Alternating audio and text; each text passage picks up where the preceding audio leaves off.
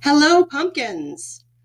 Do you ever wonder why eggs and bunnies and chicks are associated with the Christian holiday of Easter?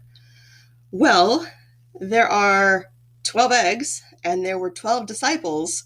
And when you open a carton of eggs, there always seems to be one broken egg, and that's the Judas egg. So, joking, of course, that was done in jest. I heard it from a comedian once and thought it was hilarious. Can't remember who, so I can't give them credit. But yes, so we're going to talk today about Ostara and how it relates somewhat to the modern celebration of Easter. There is a what is known as the Wheel of the Year within neo-paganism, and that includes four sun festivals and four fire festivals. So the fire festivals are traditional Celtic days, and the sun festivals are traditional Norse days. The solstices and equinoxes were celebrated and revered throughout the year or throughout the planet, but it seems that there are uh, specific holidays that we look to when we were talking about the Celtic and Norse traditions that form the basis for modern neo-paganism. So, as I've mentioned before on this channel, I celebrate I practice Celtic Reconstructionism. So I really only am supposed to have four holidays, but I do celebrate all eight of them because I don't want to give up on them. If you are in the Southern Hemisphere for my South American and for my Australian viewers, Blessed Harvest Home. So it is the fall equinox in the Southern Hemisphere, and I do know that I do have a few viewers in the Southern Hemisphere. So yes, you are starting the beginning of fall. Everybody thinks that the first day of spring is always on the 21st. However, it rarely falls on the 21st. It does sometimes. It's based on the position of the sun and the earth and all that astronomy stuff. So axial tilt is the reason for the season. um, so yes, sometimes falls on the 21st, but usually falls on the 20th. And there are monoliths all over the world that celebrate the solstices and equinoxes. Over time, there's a bit of drift, so they're not as perfectly lined up as they once were. So why do we call this Ostara?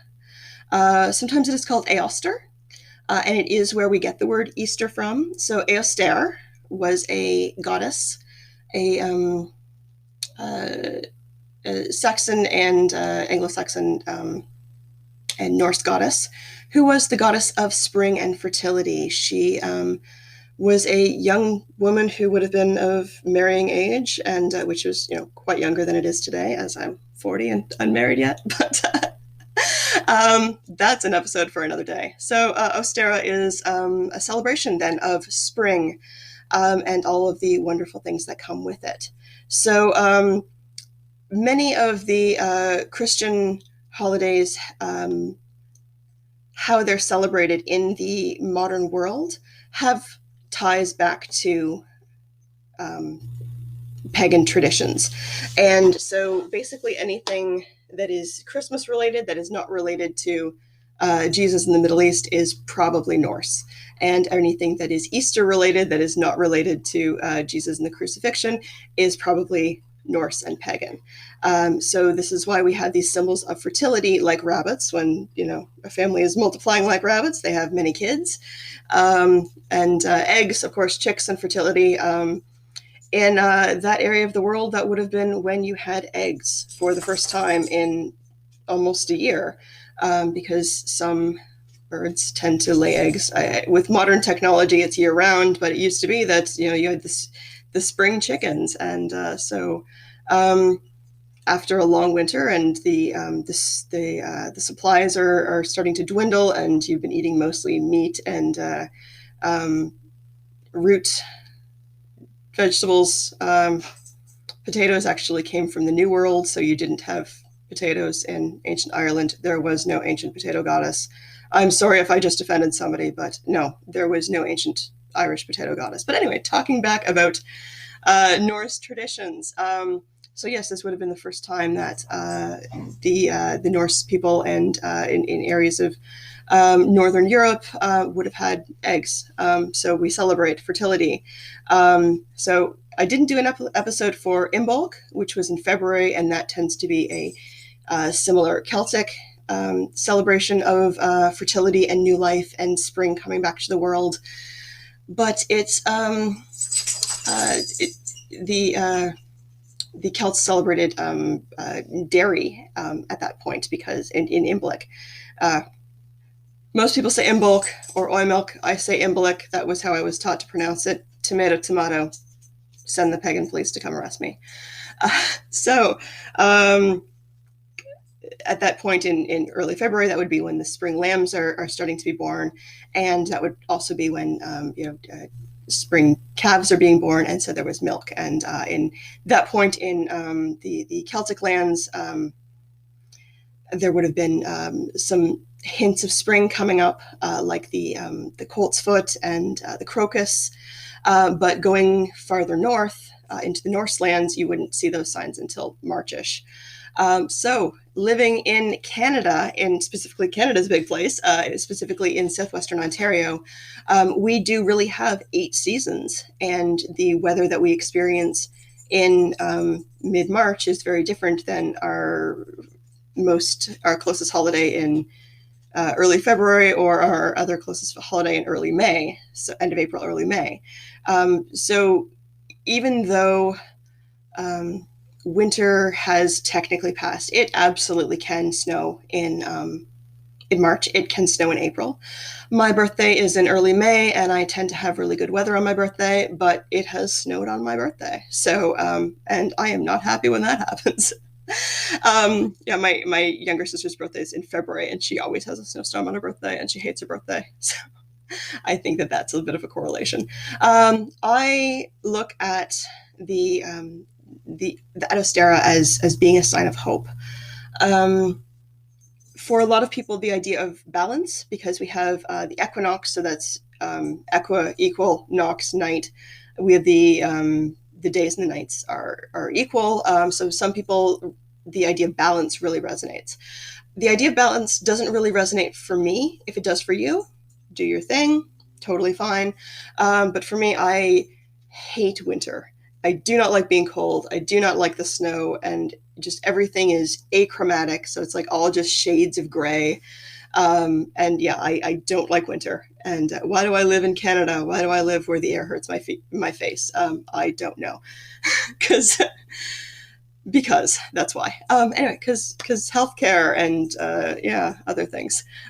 Anyway, so yes, when I start to see signs of spring, it really just fills me with life again. I can suffer from seasonal affective disorder. So it was about this time of year for people who lived on this land before the North American invasion. So the indigenous people of North America, specifically the indigenous people of southwestern Ontario, which would have been the Anishinaabe and the Haudenosaunee people. They would have had maple syrup for the first time, and that was a source of food. Maple syrup is incredibly high in vitamin C and in other important nutrients, and so they would have had, again, some roots and some dried stuff, and they would have had meat.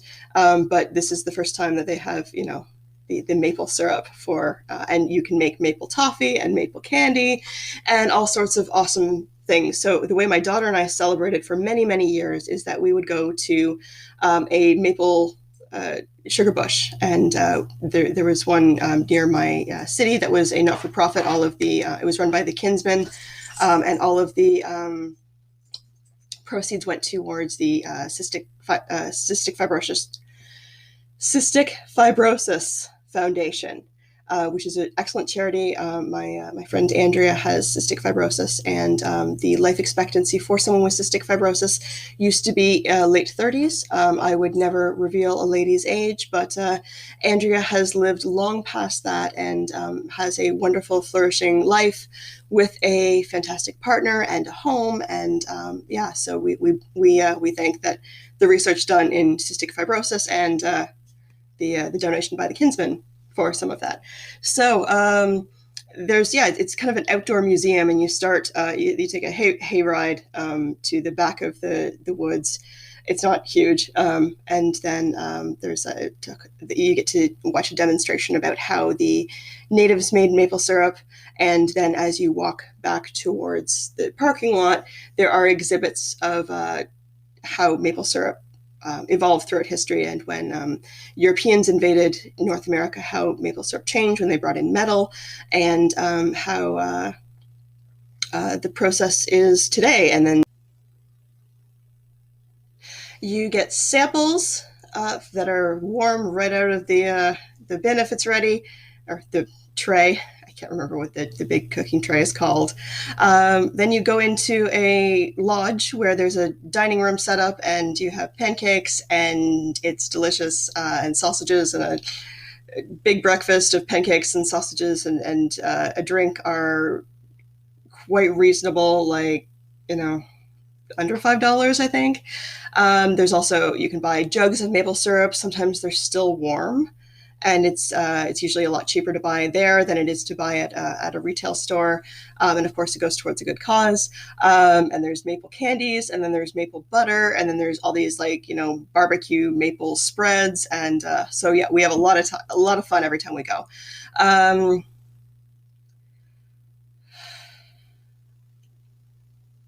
Ostara is also a time of fertility. So this is a time of year for Easter egg hunts. Although this is kind of more of a modern thing, it's certainly a great way to celebrate Ostara.